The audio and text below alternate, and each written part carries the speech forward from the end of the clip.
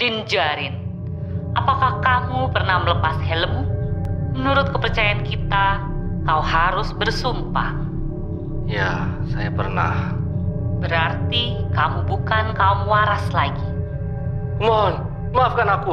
Bagaimana aku bisa menebusnya? Menurut kepercayaan, pengampunan hanya bisa didapat di rumah sakit cepat waras.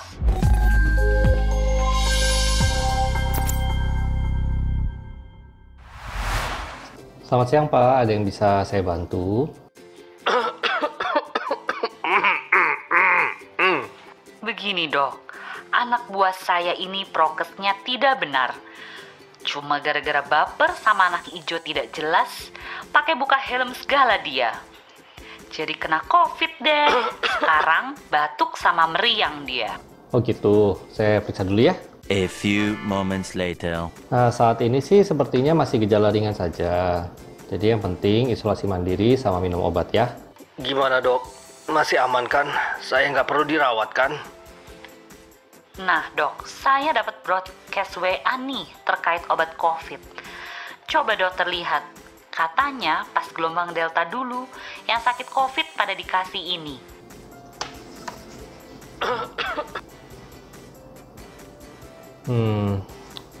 Waduh, ini sih obat-obat yang di list ini sebenarnya sudah nggak dipakai lagi Bu untuk COVID karena dari penelitian tidak terbukti efektif.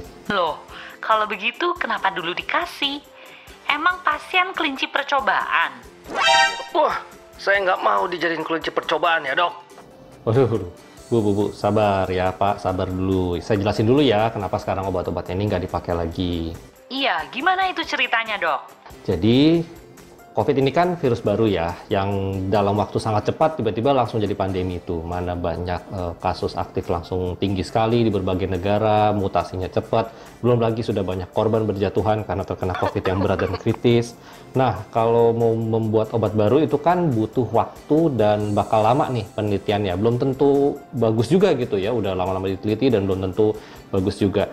Jadi memang ada beberapa obat yang sudah ada dipakai untuk beberapa penyakit yang lain yang cara kerjanya nih ya dihipotesiskan mungkin di tubuh akan ada potensi sebagai antivirus atau potensi aktivitas anti radang yang bisa dipakai dulu nih, dalam arti kata ini dipakainya nih untuk emergency use ya, jadi penggunaan darurat sambil nanti dinilai sambil dipakai gitu karena memang sudah banyak jatuh korban ya kan, nggak mungkin kita diem-diem aja gitu Pak, nggak ngapa-ngapain gitu ya. Nah, sambil diteliti tuh ya.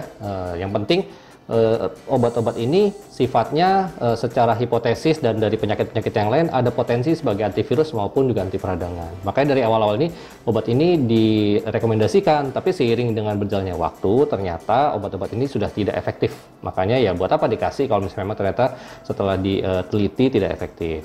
Nah makanya kan sebenarnya agak bahaya nih kalau misalnya dapat broadcast seperti Bapak Ibu yang terima ini ya, itu sebenarnya kalau obat-obat emergency use itu harus dikembalikan ya kepada dokternya karena kan nanti masing-masing ada derajat bukti ilmiahnya, ada yang bukti ilmiahnya kuat, ada yang masih uji klinis, ada yang ya dengan pertimbangan lah, dan itu harus disesuaikan dengan kondisi pasiennya. Jadi nggak bisa nih memang copy paste kalau misalnya sakit COVID ini obatnya begini, itu semua harus dengan pertimbangan matang-matang dari dokternya disesuaikan dengan kondisi pasien. Belum kalau misalnya pasiennya ternyata punya gangguan liver, gangguan ginjal, belum tentu juga kan obat-obat yang ada di list ini copy paste bisa langsung dipakai ke pasien-pasien tersebut. Jadi memang ya namanya emergency use itu dikembalikan ke dokternya ya, bisa dipertimbangkan untuk diberikan karena memang statusnya emergency ya, pandemi nggak mungkin kita diam-diam saja ya, tapi tentu dengan resiko bisa saja tidak efektif, bisa saja nanti ada evaluasi jadi tidak bagus gitu obatnya. Bisa gitu ya dok? Apa tidak bahaya coba-coba begitu? Jadi gini, kalau saya mau jelasin satu-satu ya, kita mulai dari yang sempat heboh deh, ivermectin tuh yang ada di listnya Ibu ya.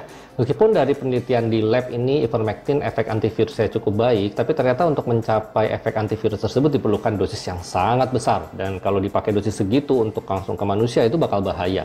Jadi ya dipakailah dosis yang standar nih untuk penelitian di COVID sambil dicoba untuk menterapi pasien.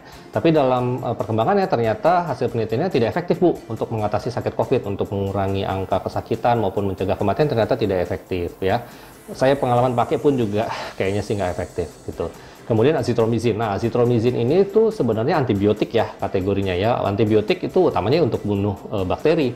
Meskipun untuk penggunaan azitromycin ini secara luas di masyarakat, ada udah diteliti itu memang ada efek non spesifik untuk antivirus juga.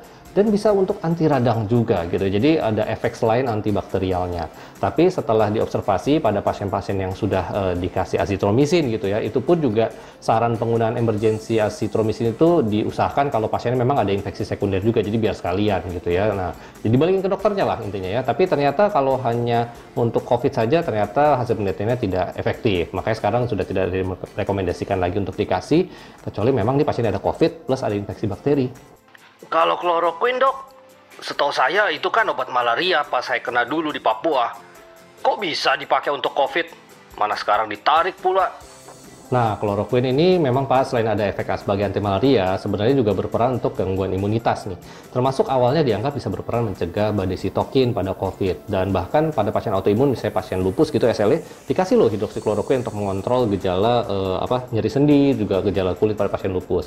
Cuman ternyata setelah diamati dan diteliti nih, seiring dengan penggunaan emergensinya, ternyata kloroquine ini tidak bermanfaat untuk mengurangi kesakitan dan kematian karena COVID. Dan bahkan ada beberapa pasien nih karena penggunaannya kan terus digabung misalnya sama azitromycin, apalagi pasiennya pakai sendiri tanpa pengawasan dokter, ternyata malah meningkatkan resiko gangguan jantung nih ya, gangguan irama jantung tepatnya ya.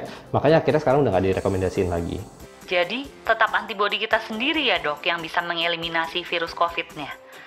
Kalau begitu, saya minta anak buah saya dikasih plasma konvalesen aja deh. Nah, ini juga harus hati-hati ya. Penelitian-penelitian itu menunjukkan bahwa penggunaan plasma konvalesen itu tidak signifikan memperbaiki pasien-pasien COVID.